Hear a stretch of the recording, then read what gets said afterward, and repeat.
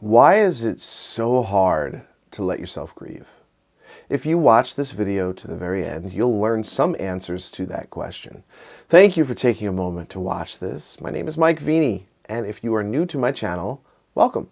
I regularly share brand new videos, and I invite you to subscribe so you don't miss this opportunity. I am a certified corporate wellness specialist, author, speaker, course instructor, foodie, and drummer, and the CEO of Mike Veny, Inc. I am not, however, a mental health professional. If you are thinking of harming yourself, someone else, or are in need of medical help, please consult a doctor. And if you are in an emergency, please call 911. A question came from transplantlife.com, spelled L-Y-F-E, where I had the honor of participating in an Ask Me Anything conversation about grieving the body you had.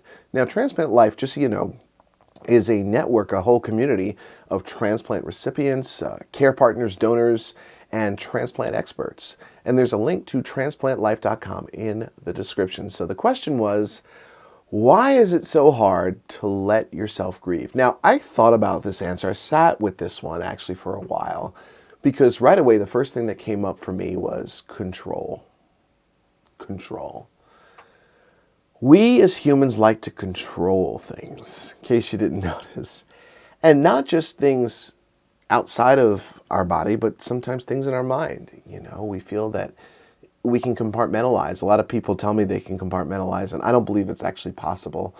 I think that people like to tell themselves it's possible, but you know, at the end of the day, you can try to bury something in your mind. It will always be there, even if you try to control it. And sometimes we don't want to grieve because we want to control our mood, our feelings. We just, want to feel stable or good or not think about the thing that's really bothering us. Sometimes we do it by feeling numb. I'm just going to try to just feel numb. So the thing is, when it comes to the emotions, it's important to not control them, and you actually really can't. So that's one of the reasons it's very difficult to grieve. The second reason is that we're not ready. Not everyone is ready to grieve. I know for me, I don't think I've ever shared this, but 2016, my mom passed away, and I didn't cry at the funeral. This is my mom. I didn't cry at the funeral, and it wasn't until 8 months later that the emotions started to come out. And they didn't come out in a pretty way either, because I realized I was trying to do a combination of things. Well, number one, I was trying to control it. Number two, I really wasn't ready.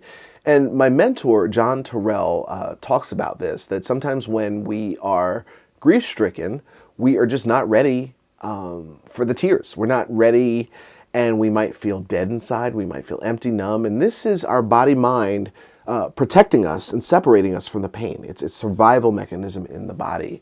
So it's important to be gentle with yourself. Gentle, gentle, gentle. And allow yourself to feel whatever it is that you feel, and trust that feelings will start to emerge and be digested. And when you're grieving, it's not just sadness. I mean, sometimes grief shows up as anger. Sometimes it can actually show up in some strange ways, spontaneous acting out, whatever it is.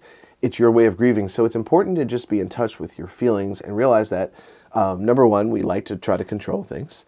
I could just do a whole video on control for the rest of the year. Actually, my podcast, total side note, sorry, self-promotion moment here.